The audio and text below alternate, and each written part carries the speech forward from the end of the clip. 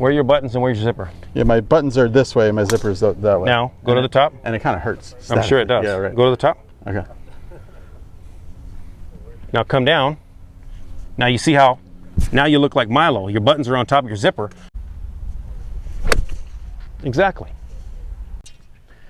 Thanks for watching In the Golf World. A lot of people are talking about tilts and bends. I'm with Ed Lasater, my good friend and instructor from San Diego. We came down for the day to work with Ed and get our game sharp before we go to Arizona.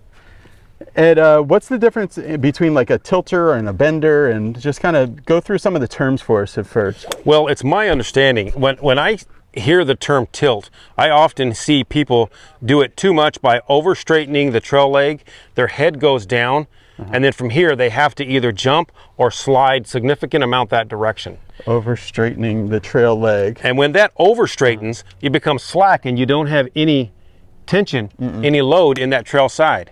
Yeah. So one of the things that we always talk about on the academy is how to bend the body correctly. Okay. Because we know we have these muscle spiral lines in our body that go up your leg, go up across, down, and come back this way. When we're at address, and I always like to use these as visual references, as I'm doing our little reverse swim move with just my upper body, people over the top are this way. But when we're doing a backstroke and I'm going this way. Yeah, like if you're in a kayak going backwards. Exactly. Yeah. Now when I add in a little bit more turn, now you see a load in this leg here. You see these two sticks crossing. This side is expanded and it made this side shorter. Now in transition, the left hip is going to drop, which puts pressure left. This goes up. Yeah, wow. You see how I go into right bend right now. Yeah. Clearing this left side out of the way. Wow. That's how that happens. So we don't want to get up here like this and then push this way, because then I can't push myself into torque. And we know anytime that you rotate, you have to have a counter force to cause you to rotate. Okay. No matter what you do. Whether you throw me a ball, you would never have your lead hip go in the same direction. You're going to land, push this way, make this turn, make this throw.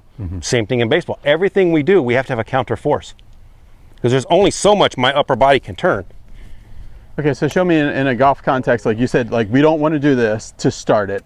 You know, the way a lot of people start their swing, they're at the top and they go like that, right? Right. Especially too because they want to swing towards first base, so they kind of drop it in the slot, you know? Well, so yeah. What is a good way to trigger the downswing? Well, if I get up here like this and I get myself into a nice loaded position, when I start down, I'm going to allow this club to follow where I'm bending. I'm not going to tug on the hands. I'm not going to kick the hips this way. I'm going to let this actually follow where I'm bending. Can you hit one softly like that for us? Okay, yeah. And then what you also see is that when you see those people we talked about who slide and tilt and get stuck back here like this, by the time the club is parallel, their pelvis is so out in front of their buttons that they have a ton of rightward swing direction. And because this isn't turning, this is going to flip.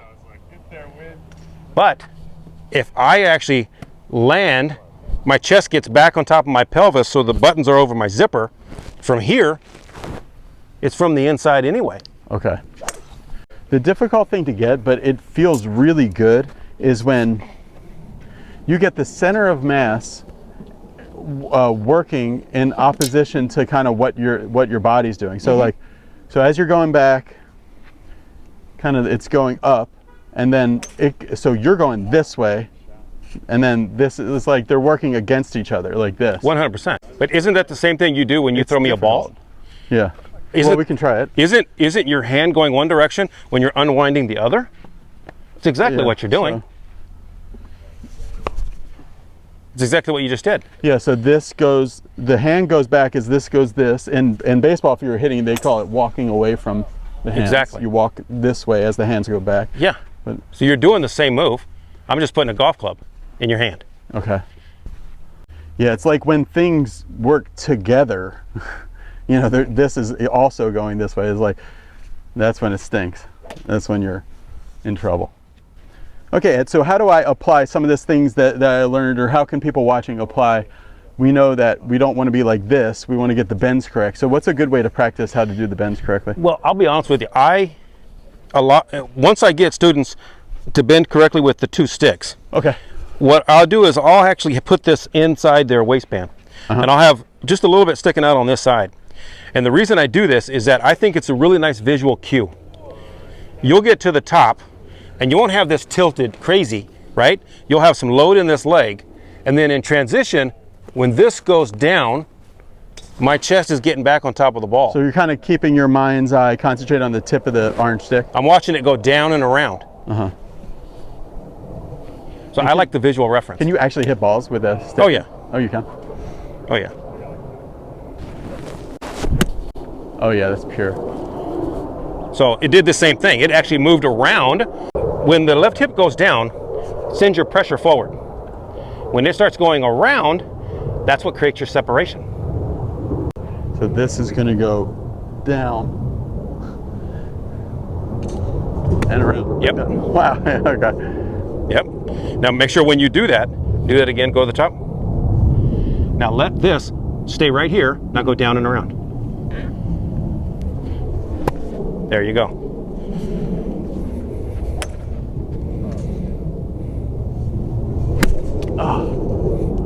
Now you're probably not used to that club head being that far behind you. Maybe and it's going to freak out your brain for a little bit. So then you tumble and throw it. Exactly. Okay. So don't worry about it being back there. Continue to move your left side out of the way so you can tow it. Bingo. Yeah, And you feel so in front. I'm used to being back here when I hit the ball. Exactly. You feel so on top and in front of it. But you're like, well, how come I didn't go right? Yeah, because that's what I asked you before, because that didn't make sense to me. For you to say, if you're like this, it's going to go left. This feels like, the reason I do this is to hit it to first base.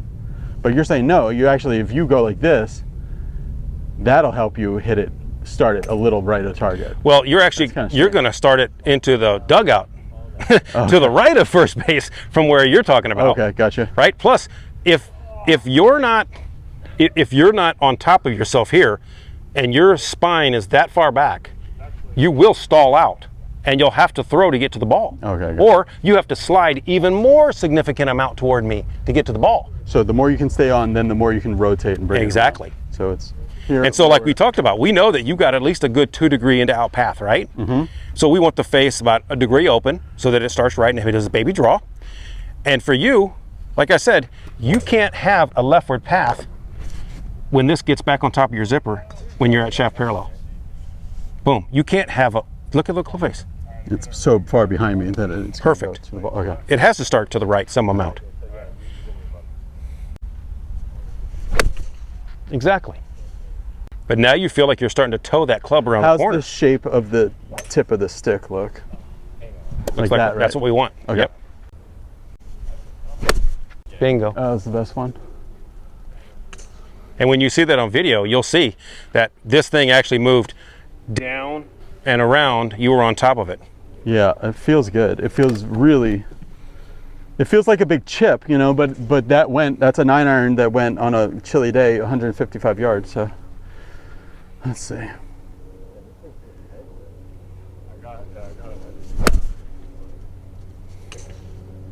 Yeah, I like that a lot. Okay, Ed. People want to hit the driver, if I pull a driver out, and they want to hit the driver like a little maybe on the up, but also but definitely like, you know, they want to get some loft on it, and a lot of times they fall back even more on driver. So how does this relate to driver? What's different with driver? Well, by your very address position, you're already going to have the ball forward of normal anyway, right? Yes. So you're already behind it. So as you make this turn and you're landing, I'm still on top of my pelvis, but the ball's still forward. Then as I'm pushing this way, you'll actually see most good players, their heads will start to move back a little bit. And it looks like I'm on top of here, but in reality, it's just because this has moved around the corner. So you're going to be fine. You're going to be able to hit up on it. Boom. Yeah. And you'll be fine. Is this connected to like, a lot of times like when the on the way down at 6, which is when the last time the club is parallel to the ground, when I'm playing poorly, I see this gap here, 100%. and it's there. Yeah. And then with Milo and some other players, it's like more there. Absolutely. You know, so how's this, what we're talking about, connected to getting a little bit deeper of a lag and more position there? Because when you're there, now your buttons are over your, When I'm where? your zipper. So go to the top and do what you always do. Where are your buttons and where's your zipper? Yeah, my buttons are this way, my zipper's that way. Now, go to the top. And it kind of hurts. I'm sure it does. Yeah, right. Go to the top. Okay. Now come down. Now you see how, now you look like Milo. Your buttons are on top of your zipper. And now from here, whoosh, Okay. continue to unwind. There you go. Something I'm going to try, Ed, just for fun. I don't know if this is something that you guys prescribe on milolines.com, but if I go here and I push and land here and then try to thwack one. Go for it. Let's try it. Okay, I got to turn more. Almost. Now take hand effort out of it. Yeah. And just let your rotation hit it. Do the same That thing one again. had no trust that. No, because you threw your hands like didn't. wild. Yeah.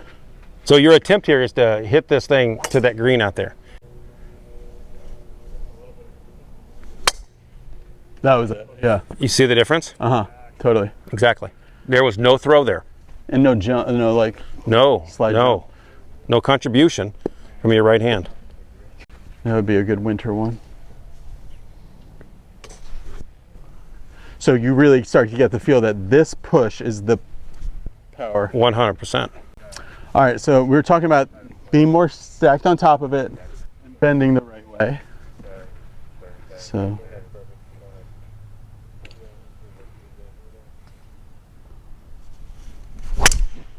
Bingo. That was good. So Ed, because it's still a weird pattern for me, what Sure. do you think as a teacher the best way to ingrain it? Because I do think it would be a positive change if I could get more on top of myself here and more rotational through the ball. The best way to start to develop it. You know, most times you can see it's either go slow, or under some duress, whether that be a stretch band or a cable from a machine or something to give you the muscular sensation. Yeah, let me try one real slow.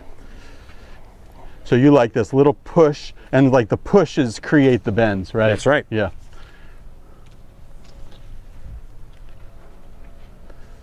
So I go. Oh, so good. There you go. Yeah, I think we would see what I want to happen. That's right. And you know, the volume, if it goes to 11 like Spinal Tap, that was on like a 6. Yeah, exactly. So. And as a result of very little loft, you're not going to get a lot of trajectory out of it. Yeah, right? so. But the more ball speed you get when you're amping it up, you're going to mash it. Yeah, and it feels like you could do that a lot of times without like wearing yourself out too much. Just from effort, but also from like not being so tilted and weird. Like I'm a flexible person normally, but like I will get some like pain right over here sometimes. Oh, I would imagine so. Especially the way you do it. Now look, we talked about this before.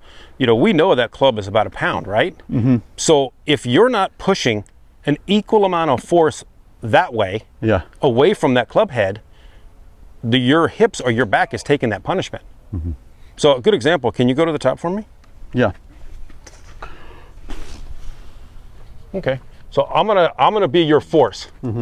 So I'm gonna go this way. Okay. What are you gonna do to fight me? Well, let's see what happens. I go like that. Yeah, exactly. That'll be. But I want you to do it the right way. Okay. Yeah. So now up to the top. Excellent. Yeah. Now what are you gonna do to fight me? Come on, you're a strong guy. You see how you have to push away? Yeah. An equal amount of force. Yeah. Where's all the pressure? In your legs. Way. In your legs, not in your back. Right. Even though I was pulling you a significant amount, your legs took the brunt, your back didn't. It's a really good feeling. Okay.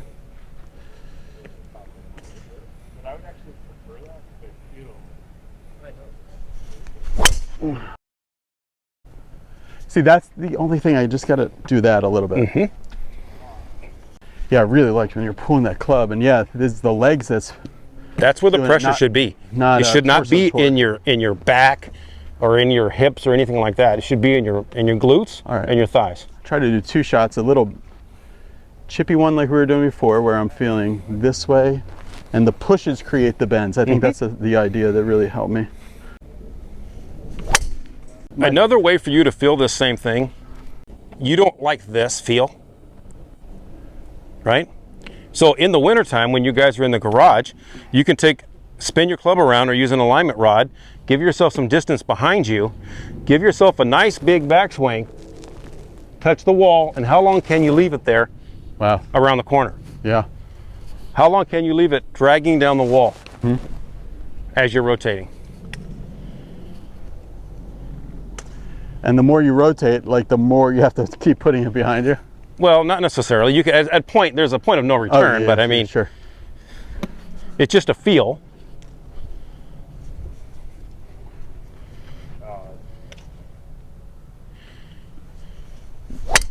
I mean, let's be honest. If, like I told you before, you're always going to react to that club face. Yes. Let's get the club face scored away first. Build a motor pattern around that.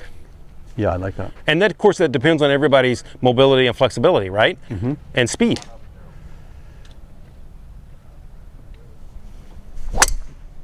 Beautiful.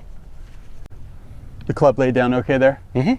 Yeah, because I want to get to that like point where the pushes and the body stuff is making the club go there, rather than me having to like torque it and mess it around to get it there. 100%. It's too well, that's why you have a grip firm enough but the wrist supple enough to respond. Okay. And so if you're moving in such a manner where you're up at the top and you have this big beautiful backswing, your left hip moves down and around,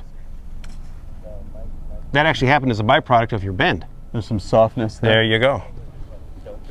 So this way, and then I go. Okay. Now, some people have to add a little bit. You know, it's kind of like making a good soup. Yep.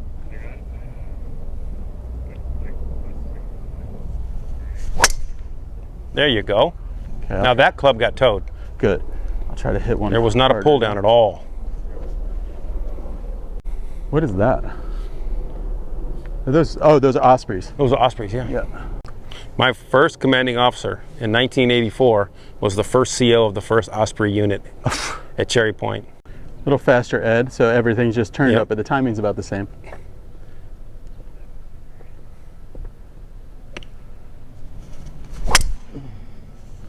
Ah, it felt so good. And you felt a lot less effort in your hands and arms and back. It felt very much, it probably didn't look like it to anybody, but it felt very much like Tiger Woods' 2019 Masters one. Whereas, you know, like before he was doing some other stuff, but in the 2019 one, he was more on top of it and going this way. Yep. You know, rather than hanging back because he was fused and had to change it. So it felt very much this way. So I like that. Exactly. And it's a lot easier on your body, which is the kicker. Okay, guys, thanks for watching. I think that was really instructive. So when you are working inside, start to think about how the bends can work with the center of mass of the club in kind of a synergy. At first you might have to manually torque it and check every fifth swing like Ed said on video and just see that it's happening. Take care of that club face first, but then at some point they're going to work together and really and that's, I think, go slow like Ed said at first, but then when you start to ramp up the speed, the timing's always about the same. It's just like the pushes are a little volume. Firmer in the volume that you're providing. Okay, you can find out more about Ed on his Instagram. He posts there for some of his students. He teaches down here in San Diego, so you can contact him through that. And also, that's probably the best way to contact him is through milolinesgolf.com. Ed is the one of the authorized instructors for Milo Lines, and he does a lot of the swing analysis every month that you get with your membership there. If you use the promo code BeBetterMilo, you're going to see you're going to get a discount to get involved with that. It's really good. Something that I'm involved with as well, like as far as I send in videos and look at the content. I'm going to one of Milo's golf schools next week, so you'll see stuff from there with Ed, Henry, and I, and Mike as well. Thanks for watching, everybody. Click the subscribe button. It really helps the channel. Bye.